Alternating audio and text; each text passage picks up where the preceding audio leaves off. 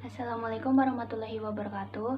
Perkenalkan, nama saya Dwi Kalistiana, kelas 11 IPA 4. Saya di sini akan mempresentasikan tentang masuknya bangsa Barat ke Nusantara.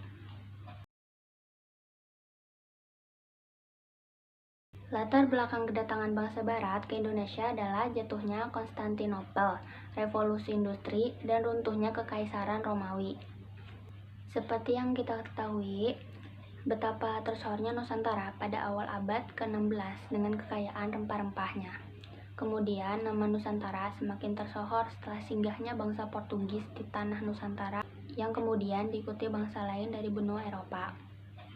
Awal mula tujuan bangsa Barat melakukan pelayaran ke Indonesia adalah untuk mendapatkan rempah-rempah langsung dari sumbernya. Lama-kelamaan tujuan utama tersebut berkembang sesuai dengan keserakan manusia. Tujuan kedatangan bangsa Barat ke Indonesia adalah salah satunya menguasai daerah penghasil rempah-rempah seperti Maluku serta memonopoli perdagangan. Yang kedua, membangun basis militer.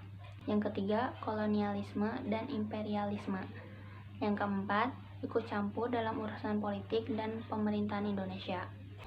Daya tarik bangsa Barat terhadap Indonesia pada saat itu memunculkan ambisi yang menjadi latar belakang ke tanah Indonesia. Ambisi tersebut dikenal dengan konsep 3G, yaitu gold, keinginan untuk memperoleh kekayaan sebanyak-banyaknya, glory, ambisi atau memperoleh kejayaan, dan gospel, keinginan untuk menyebarkan agama Nasrani di Nusantara.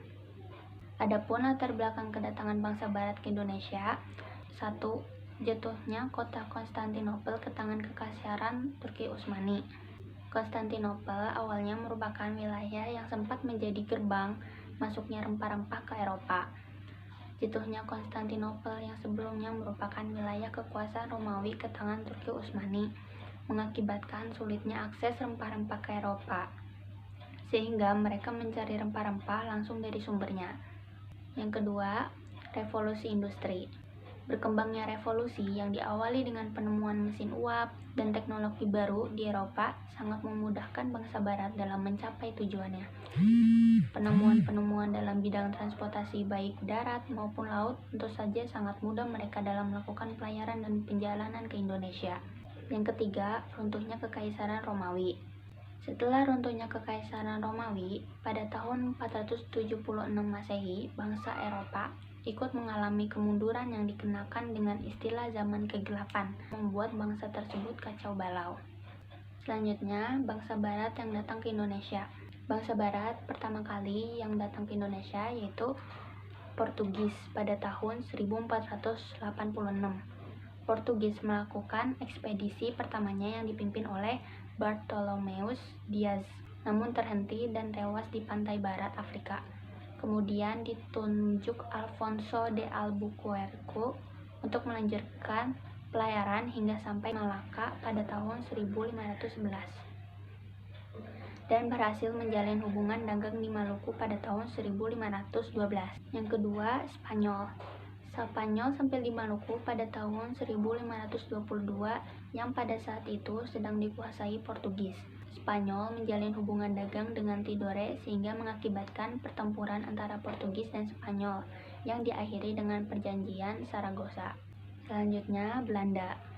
Belanda pertama kali singgah di pelabuhan Banten pada tahun 1596, dipimpin oleh Cornelis de Houtman untuk melakukan perdagangan. Namun, tujuan tersebut beralih menjadi untuk menguasai Nusantara dengan mendirikan Serikat Dagang Belanda atau dikenal dengan VOC pada tahun 1602. Selanjutnya, Inggris. Sebelum sampai ke Indonesia, pedagang dari Inggris telah mendirikan kongsi dagangnya di India bernama East India Company atau H, yang kemudian wilayahnya disebarluaskan hingga ke Indonesia pada tahun 1579. Sekian dari saya, terima kasih. Mohon maaf bila ada kesalahan, Bapak. Wassalamualaikum warahmatullahi wabarakatuh.